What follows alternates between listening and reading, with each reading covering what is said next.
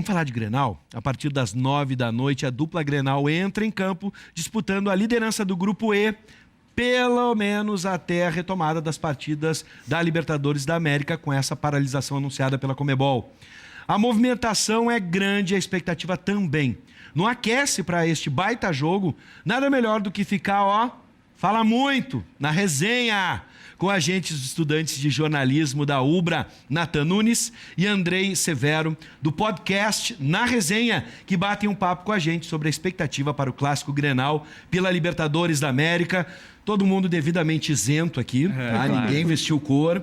Né? Boa pergunta, né? Vocês estão seguindo a tendência de alguns jornalistas, e aqui recebi o último que eu recebi foi o Alex Bagé, né, da Bandeirantes, assumindo o seu time e trabalhando como jornalista. Como é que vocês entendem isso? Já assumiram? Isso é possível hoje no jornalismo esportivo gaúcho, que é bom falar, né? Clássico Grenal aqui é complicado. É sempre muito complicado, né? Até porque tem essa questão muito forte da rivalidade. Eu não vejo nenhum problema, sabe? Tá. Eu não assumo porque estou começando ainda na carreira, né? E ainda tem esses problemas.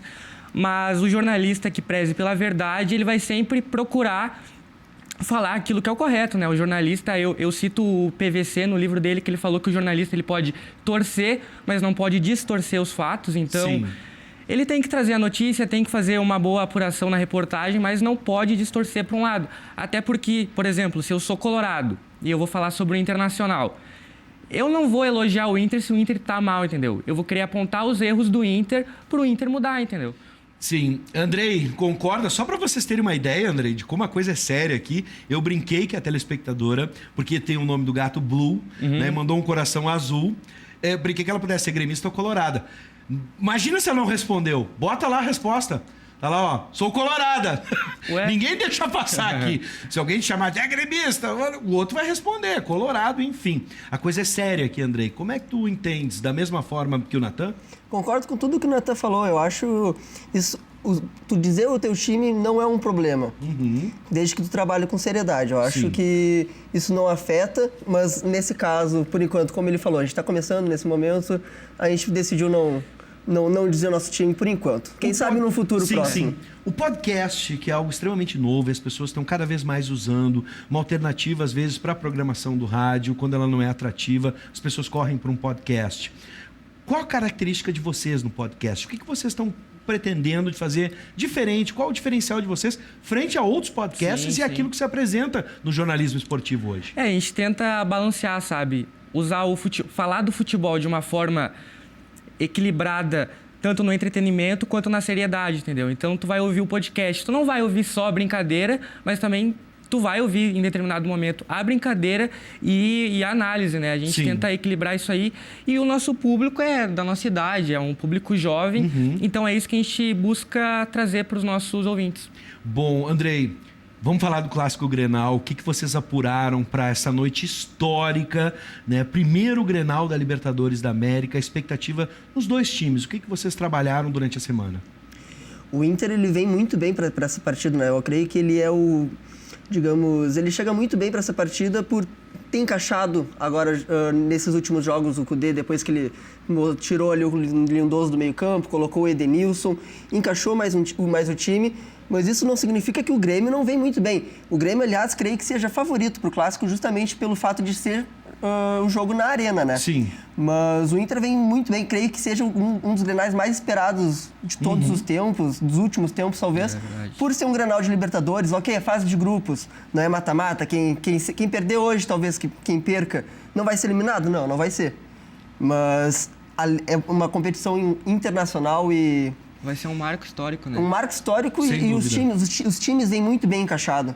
Vai ser, eu acho que um jogo muito propositivo. As duas equipes vão atacar a outra.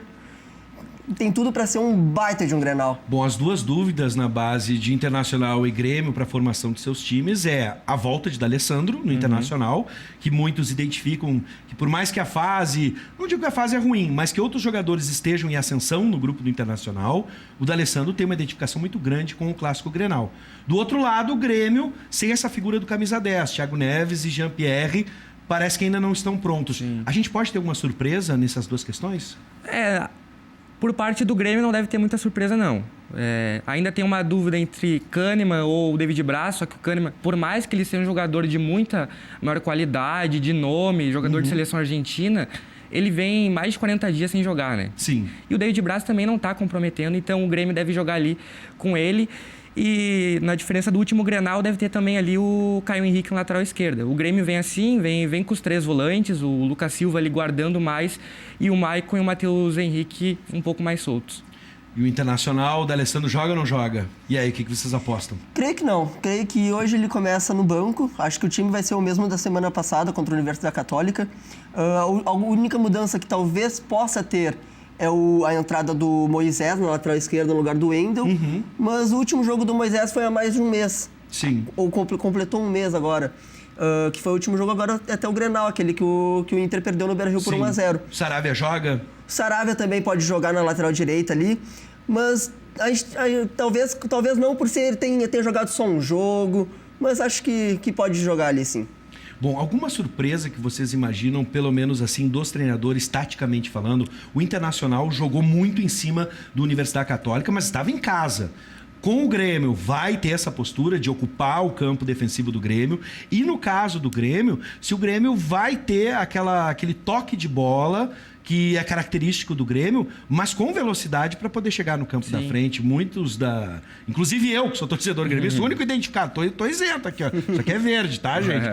Reclamava muito do Renato com esses 3 volantes, uma espécie de lentidão no time. Sim. O que vocês esperam nas duas equipes? O Grêmio não deve manter a postura dele de troca de passes, como foi nos outros anos, por conta desses 3 volantes, né? A falta do articulador ali, o meio-campo, tá contando bastante pro time do Grêmio.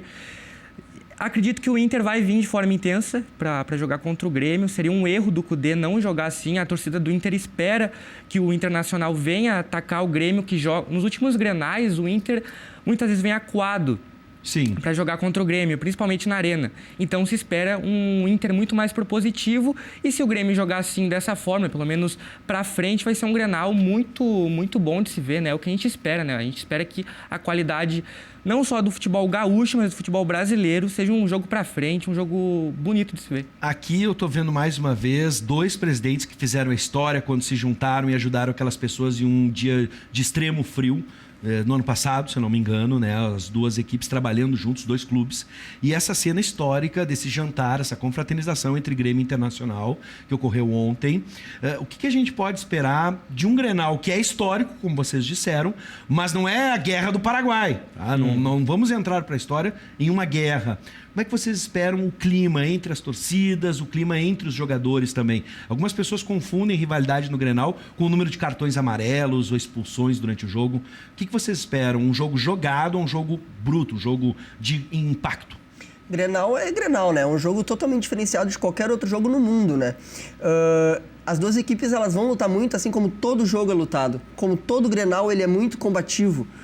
Mas não pode sair dali de dentro do campo. As torcidas têm que torcer, têm que apoiar o seu time, mas isso não pode sair de dentro do campo. A gente espera que o jogo seja um espetáculo muito bonito para o torcedor ver, mas ali o que fica dentro do campo fica ali dentro.